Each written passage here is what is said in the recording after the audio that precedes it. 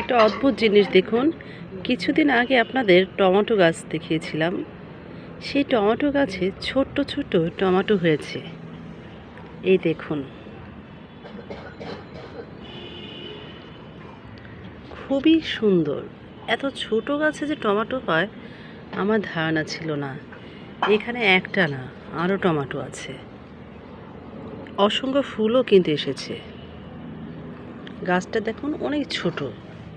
5 litre তেলের কৌটার মধ্যে এটা বোনা হয়েছে।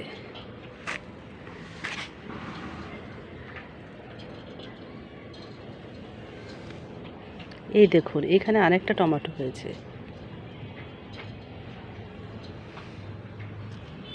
এই পাশে একটা হয়েছে। এই যে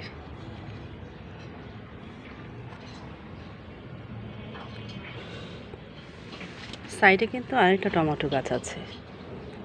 এটার মতো টমেটো হয়েছে। এই যে সুন্দর না?